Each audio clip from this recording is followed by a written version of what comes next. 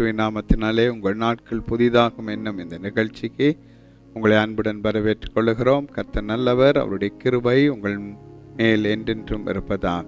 ஆமென்.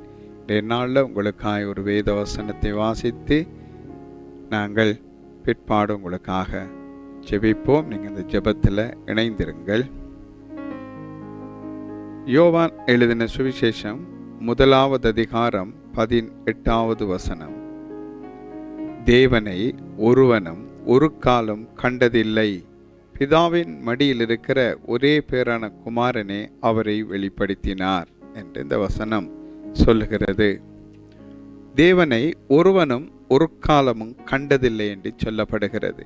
பிதாவினுடைய மடியில் இருக்கிற அவருடைய ஒரே பேரான குமாரனாகிய இயேசு கிறிஸ்துவே இதை வெளிப்படுத்தி இருக்கிறாராம்.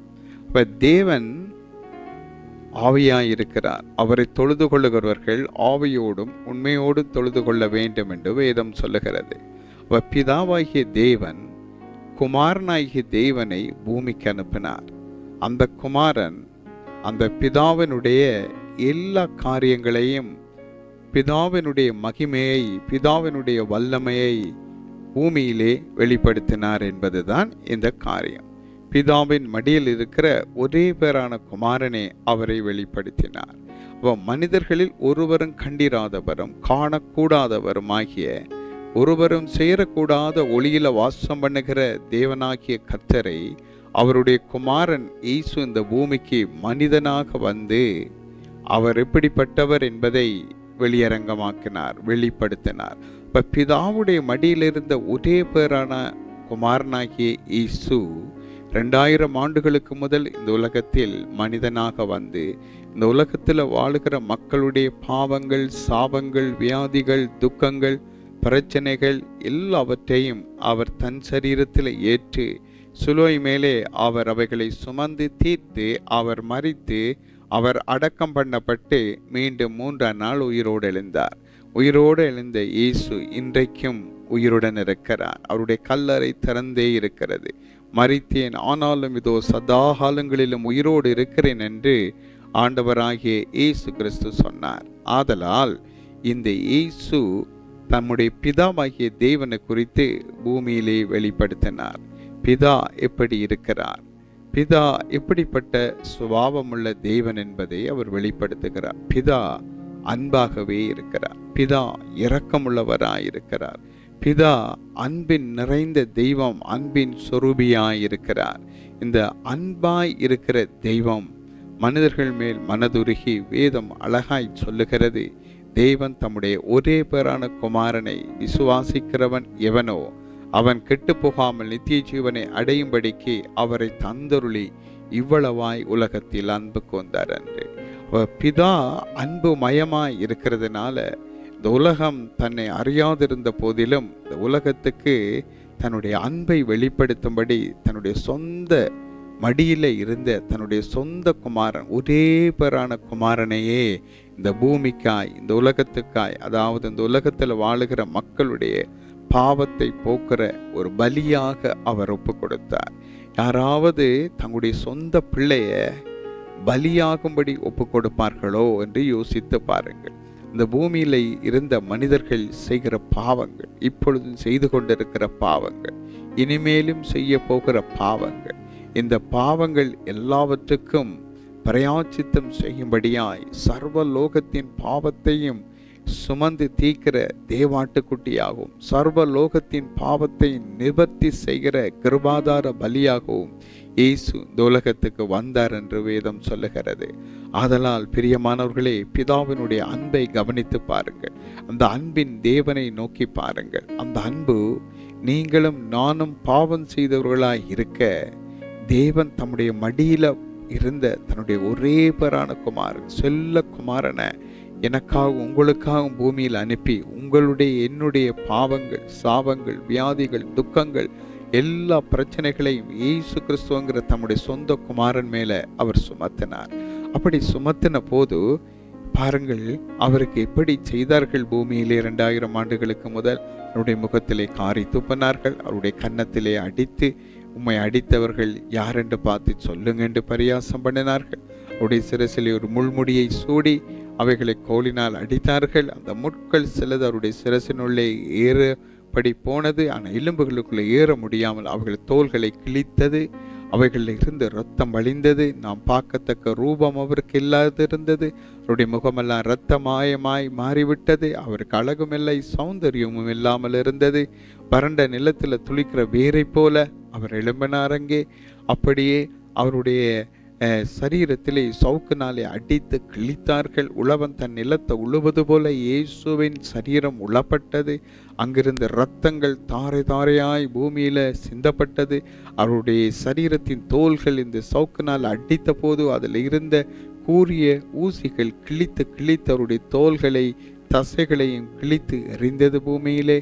அப்படியாய் அவருடைய எலும்புகள் எல்லாம் கட்டுவிட்டது. அதனுடைய பலனை அவர்கள் இழந்தது. அப்படியாய் இயேசு கல்வாரி சிலுவையிலே உங்களுக்காயும் எனக்காயும் பாடுபடுவதற்கு முதல் பாடுபட்டார். சிலுவைக்கு போக முதல் இவ்வளவாய் அவர் நொறுக்கப்பட்டார். இஸ்ரவேலின் நியாயாதிபதியை அவர்கள் கோலினால் அடிப்பார்கள், கன்னத்திலே அடிப்பார்கள் என்று சொன்ன வசனங்கள் எல்லாம் நிறைவேறும்படி இயேசு உங்களையும் என்னையும் நேசித்தது நிமித்தம், தன்னுடைய பிதாவாகிய தேவனும் உங்களையும் என்னையும் நேசித்தது நிமித்தம் இப்படியான அவமானங்களையும் பாடுகளையும் நிந்தைகளையும் அடையும்படி இயேசுவை உங்களுக்காகவும் எனக்காகவும் ஒப்பு கொடுத்து உங்களுடைய என்னுடைய பாவங்களை இயேசு மேல சுமத்தி இயேசுவை இப்படியாய் உபத்திரவங்கள்னாலே பூரணப்படுத்துவது பிதாவுக்கு ஏற்றதாக இருந்ததா. எவ்வளவு அன்பு வைத்திருக்கிறார் பாருங்கள். சொந்த குமாரனை எப்படியாய் சிலுவையிலே உங்களுக்காகவும் எனக்காகவும் அவர் அர்ப்பணித்தார். இந்த இயேசு தன்னுடைய சிலுவை சுமந்து கொண்டு கொல்கத்தா என்கிற மேட்டுக்கு அவர் போனார். அந்த மேட்டிலே அவரை சிலுவைகளை அறைந்தார்கள். அவருடைய 2 கரங்களையும் ஆணிகளினாலே கடாவினார்கள். ஒரு காலை மேல் ஒரு காலை வைத்து ஆணிகளால் அடித்தார்கள். இப்படியாய் அவர் சிலுவையிலே அடிக்கப்பட்டார், நொறுக்கப்பட்டார், ரத்தம் சிந்தினார். பாருங்கள், பிதாவுடைய மடியிலிருந்த ஒரே பேரான குமாரன் பூமிக்கு வந்தபோது மனிதர்கள் அவருக்கு இப்படி செய்தார்கள். அவர்கள் செய்யட்டும், ஏனென்றால் அப்படி இல்லாவிட்டால் பாவ மன்னிப்பு எங்களுக்கு கிடைக்காது. வேதம் என்ன சொல்லுகிறது? எல்லாரும் பாவம் செய்து தெய்வ மகிமையற்றவர்கள் ஆனார்கள் என்றும், பாவம் செய்கிற ஆத்மா சாகும் என்றும், பாவத்தின் சம்பளம் மரணம் என்றும் வேதம் சொல்லுகிறபடியினால நாம் மரிக்க வேண்டியதுக்கு பதிலாய் உங்களுக்காய் எனக்காய் இயேசு மரித்தார். சிலுவையிலே இயேசு ரத்தம் சிந்தினார். ரத்தம் சிந்துதல் இல்லாமல் பாவ மன்னிப்பு இல்லை என்று வேதம் சொல்லுகிறது. அப்படியாய் இயேசுவை பிதா தம்முடைய மடியில் இருந்த அந்த ஒரே பேரான குமாரனை இந்த பூமிக்கு கொடுத்தார். அவர் எங்கள் மீது வைத்த அன்பின் நிமித்தம் கொடுத்தார். இயேசு உங்களை நேசித்தது நிமித்தம் சிலுவையிலே உங்களுக்காய் அவர் அடிக்கப்பட்டார், காயப்படுத்தப்பட்டார், அவமானப்படுத்தப்பட்டார், நிந்திக்கப்பட்டார், உடைக்கப்பட்டார். ஆகவே ஆண்டவராகிய இயேசு கிறிஸ்து அங்கே இவ்வளவு பாடுபட்டது எதற்காக? உங்களை அவர் நேசித்தது நிமித்தம், உங்களை பாவத்திலிருந்து விடுதலையாக்கும்படி, உங்களுக்கு பாவ மன்னிப்பை பெற்றுத்தரும்படி, இந்த பூமியிலே மரணத்துக்கு பிற்பாடு உங்களுக்கு நித்தியமாய் பரலோகத்தில் வாழுவதற்கு பாவ மன்னிப்பு வேண்டும் என்பதற்காக அவர் அப்படியானார். பிதா எவ்வளவு அன்பு நிறைந்த தேவன் என்பதை இயேசு தன்னுடைய அன்பின் நிமித்தம், சிலுவையில் பட்ட பாடுகளின் நிமித்தம் தேவன் தம்முடைய மடியில் இருக்கிற ஒரே பேரான குமாரன் மூலமாய் தம்மை வெளிப்படுத்தி காண்பித்தார். தேவனை ஒருவனும் ஒரு காலம் கண்டதில்லை. பிதாவின் மடியில் இருக்கிற ஒரே பேரான குமாரனே இயேசு, அவரே வெளிப்படுத்தினார் என்று வேதம் சொல்லுகிறது. எவ்வளவு அன்பு பாருங்கள். தேவன் அன்பா இருக்கிறார். அன்பு நிறைந்த தேவன் தான் நம்முடைய தேவன். இந்த தேவன் உங்களோட வாழ்க்கையில் இருக்கிறாரா? இவ்வளவு அன்புள்ள தெய்வம் தம்முடைய சொந்த குமாரன் என்று பாராமல் அவரை சிலுவையிலே உங்களுக்காக மரிக்க அனுப்பினவர் உங்களோட வாழ்க்கையில அன்பு செய்ய மாட்டாரா? உங்களோட வாழ்க்கையில உதவி செய்ய மாட்டாரா? வேறு நன்மைகளை அனுப்ப மாட்டாரா? செய்வாரே. தேவன் தம்முடைய சொந்த குமாரன் என்றும் பாராமல் அவரை ஒப்பு கொடுத்தவர் மற்றவைகளை எப்படி எங்களுக்கு தராமல் இருக்க முடியும்? தம்முடைய மடியில் இருந்தவரே குமாரனையே, அந்த செல்ல பிள்ளையே உங்களுக்காகவும் எனக்காகவும் சிலுவையில் அடிக்கும்படி கொடுத்த தேவனை நீங்க அறிந்திருக்கிறீங்களா? அந்த தேவன் அன்பா இருக்கிறார். அவருடைய குமாரன் தான் இயேசு கிறிஸ்து. இவருடைய நாமம்தான் பூமியிலே ரட்சிக்கப்படும்படி அருளப்பட்டிருக்கிறது. இந்த நாமம் இல்லாமல் ஒரு மனிதனும் பாவ மன்னிப்பையும் பெற முடியாது, பாவத்திலிருந்து விடுதலை அடைய முடியாது, மரணத்துக்கு பிற்பாடு தேவனோடு வாழவும் முடியாது. ஆகவே இந்த இயேசு உங்களோட வாழ்க்கையில் இருக்கிறாரா?